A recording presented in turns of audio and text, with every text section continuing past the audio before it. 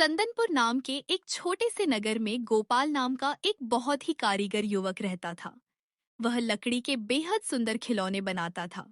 उसकी कला में जादू था, लेकिन उसकी किस्मत में जैसे हमेशा एक रुकावट लिखी थी। और वह रुकावट था उसका पड़ोसी श्यामलाल।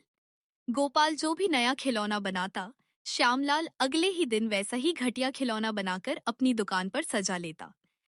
अरे भाई, आइए बच्चों के लिए हाथी घोड़े ले जाइए। मजबूत लकड़ी के बने हैं, सालों साल चलेंगे। अरे यहाँ आइए।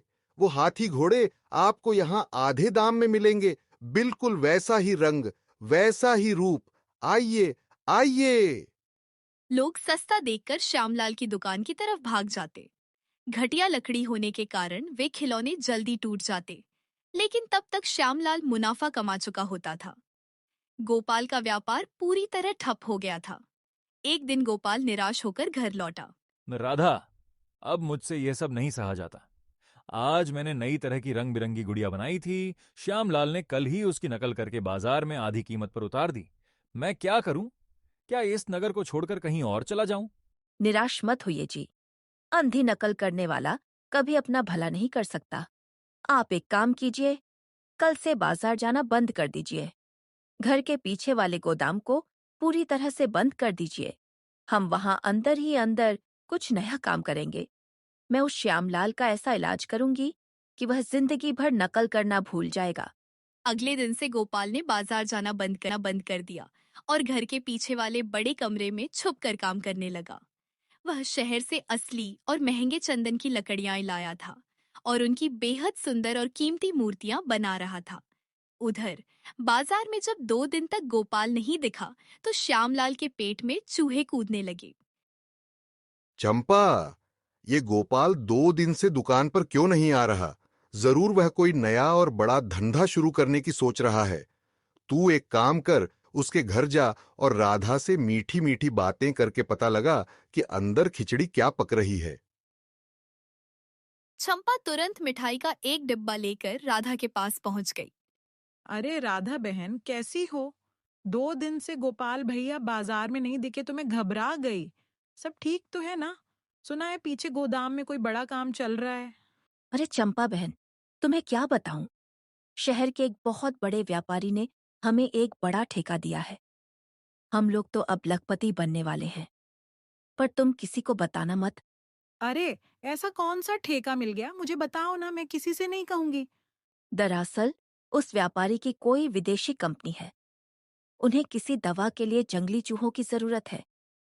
हमने गोदाम में 1000 चूहे पाल लिए हैं। हर दिन उन्हें अनाज खिला रहे हैं। जब वे मोटे हो जाएंगे तो व्यापारी एक चूहे के 500 रुपये देगा। चंपा की आंखें फटी की फटी रह गईं। वह उल्टे पांव भागी और जाकर श्यामलाल को सारी बात बता दी।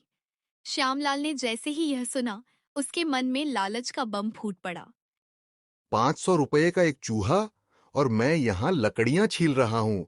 बस, आज से मेरा भी यही धंधा। मैं गोपाल से भी ज्यादा चूहे पालूंगा और उससे भी बड़ा अमीर बनूंगा। अगले ही दिन से श्यामलाल ने खिलौने बनाना बंद कर दिया। उसने गांव के बच्चों को पैसे देकर खेतों और नालियों से सैकड़ों चूहे पकड़वाए और अपने ही घर के सबसे बड़े कमरे में उन्हें बंद कर दिया। हर दिन वह उन्हें बोरी भर भर कर अनाज खिलाने लगा। चूहे मजे से खाते और तेजी से अपनी संख्या बढ़ाने लगे। इधर गोपाल ने चंदन की बेहद खूबसूरत मूर्तियां तैयार कर ली थीं। उसने शहर जाकर उन मूर्तियों को एक बड़े कला प्रदर्शनी में बेचा और एक ही दिन में लाखों रुपए कमाकर खुशी खुशी घर लौटा। राधा, तुम्हारी तरकीब काम कर गई। हमारी चंदन की मूर्तियां हाथों हाथ बिक गईं। अब हमें कभी पैसों की कमी नहीं होगी। तभी अचानक पड़ोस के घर से श्यामलाल की जोर जोर से रोने और चिल्लाने की आवाजें आने लगीं। गोपाल और राधा भागकर बाहर आए। उन्होंने देखा कि श्यामलाल बाल नोचते हुए सड़क पर बैठा रो रहा था। हाय, मैं लुट गया, बर्बाद हो गया। उन कमबख्त चूहों ने मेरे घर का सारा अनाज खा लिया, मेरे कपड़े कुतर दिए, घर का सारा फर्नीचर काट डाला और मेरी दुकान के सारे लकड़ी के खिलौने भी कुतर कुतर कर बुरादा बना दिए। हे भगवान, ये मेरे साथ क्या हो गया? श्यामलाल भाई, इंसान को मेहनत और अपनी अक्ल पर भरोसा करना चाहिए, दूसरों की नकल पर नहीं। मैंने तो बंद कमरे में चंदन की मूर्तियां बनाई थीं, लेकिन तुमने बिना सच जाने लालच और ईर्ष्या में आकर अपने ही घर में चूहों की फौज पाल ली। नकल के लिए अक्ल चाहिए होती है श्यामलाल जी। जो दूसरों के लिए गड्ढा खोदता है वह खुद उसी में गिरता है। श्यामलाल को अपनी गलती और लालच का फल मिल चुका था। उस दिन के बाद से उसने कभी किसी की नकल नहीं की और ईमानदारी से अपना काम करना शुरू कर दिया। जबकि गोपाल अपनी मेहनत और कला के दम पर शहर का सबसे बड़ा मूर्तिकार बन गया।